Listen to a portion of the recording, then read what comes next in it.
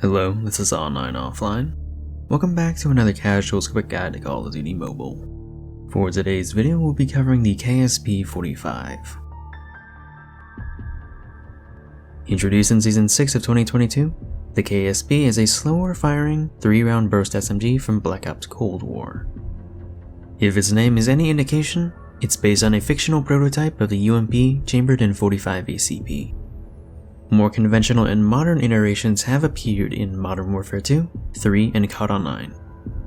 It has also appeared in the futuristic games such as Advanced Warfare's SN6, Black Ops 3's CUDA, and twice in Infinite Warfare, the HVR, and the MACTAV 45 as a reference to Modern Warfare's protagonist, Soap.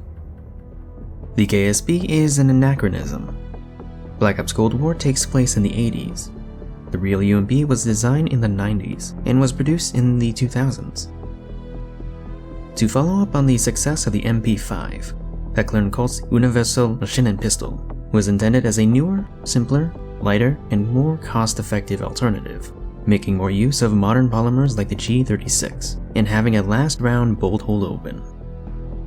The UMP was specifically targeted for the American market due to their affinity for 45 ACP. But it's also available in 9x19 Parabellum and 40 Smith & Wesson. But despite being marketed as a successor to the MP5, it was nowhere near as successful as its older brother. Without the signature roller-delayed blowback operation, it has more recoil than the MP5, and combined with higher calibers, the UMP had no choice but to have a slower fire rate. With the rise of intermediate carbines and personal defense weapons, it came out at the wrong time, and Heckler & Koch was occupied with more ambitious projects. And aside from the limited sales of the civilian variants that have a thumbhole stock and a 10-round mag, they are rare to come across. Thus, it's only natural that another company would attempt to fill its niche and innovate. The SMG-45 by LWRC International, which we'll get to when we get to the Striker 45. But back to Mobile's KSP. Base damage per shot is high, killing in 3 shots at first and dropping to 4 and 5 from farther away. As its description would suggest, within its 3-round burst, the fire rate is relatively slow at 714 rounds per minute. Luckily, its burst delay is 155 milliseconds, which is less punishing than some others. Your base effective range is 21 meters, and it doesn't help that it has the same bullet speed as the AS Val at 450 meters per second. Headshots are 60% extra damage. It is possible to achieve a 2-shot kill up close, and a 1 burst at long range, but that's headshots only. The chest is 30% extra, but is usually covered by the arms. Luckily, leg shots are only 5% less, and usually aren't an issue unless you're aiming just for the legs. The reinforced heavy barrel boosts your bullet speed by 40% and range by 20%, but severely reduces your movement speeds. Taskforce barrel offers slightly less of a range boost, but enhances bullet speed by 80%. This does come with more recoil, but I don't find it very noticeable. The extended barrel only doubles your base bullet speed, with no drawbacks. Of these barrels, I prefer Taskforce.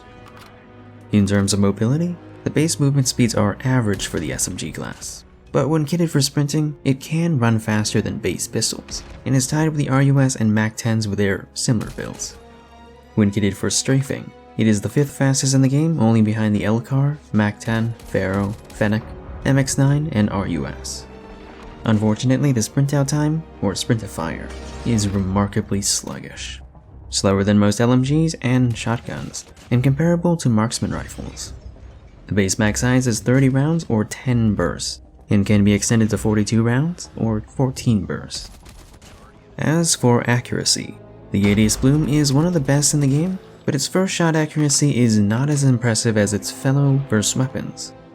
Aside from one positive laser, there are no attachments that'll affect its bloom. Its hipfire spread is near average for the SMG class, but given that it's a burst weapon, it's a high risk, not to mention its sluggish sprint out time. The default rear sights are a bit bulky, but they're fine, and unlike its Black Ops Cold War counterpart, recoil is low and consistent, even with Taskforce barrel.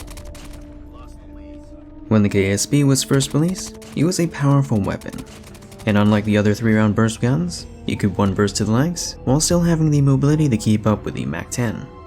Despite this, it was overshadowed by easier weapons, like the CBR-4, MAC-10, Kilo 141, and M13.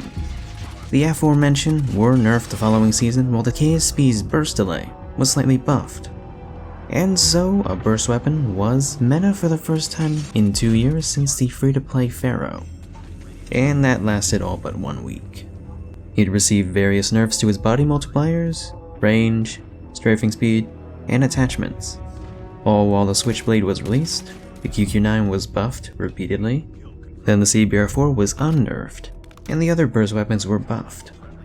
At the start of 2023, the nerf to its initial range was partially scaled back. So, how does the KSP hold up today? It's not commonly seen, but if used correctly, it is one of the most dangerous close-range weapons. Yes, the sprint out time is bad, but there are ways around it. You either have to treat it like a shotgun and slide cancel, slide peek, or bunny hop, or you can use Peeker's advantage and tactically strafe check corners. Compared to other burst weapons, the Chicom did receive quite a glow up, but I don't think it's quite there yet.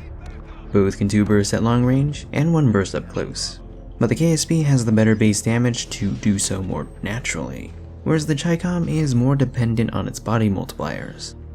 The KSP fires slower, but I think it works in its favor by being more controllable.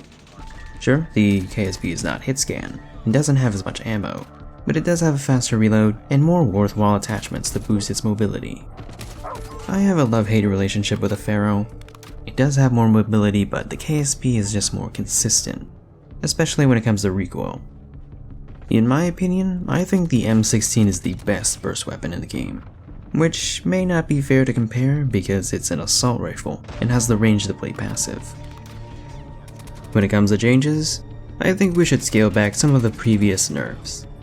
Obviously, we can't remove the leg multipliers, otherwise it would 1 burst to them, but we can restore the others, and even throw in a damage buff to the other ranges. It's not much, but it will make time to kill more consistent. Lightweight stock used to buff strafing by 20%. It does 15 now, so let's compromise with 18%. The Taskforce barrel is fine, but the heavy barrel deserves more range to offset its drawbacks. And finally, the initial spread should match its fellow burst weapons. But hey, that's just my opinion. This has been a Casual's quick guide. Feel free to suggest what weapons you want to see covered next. My name is On, and I'm off.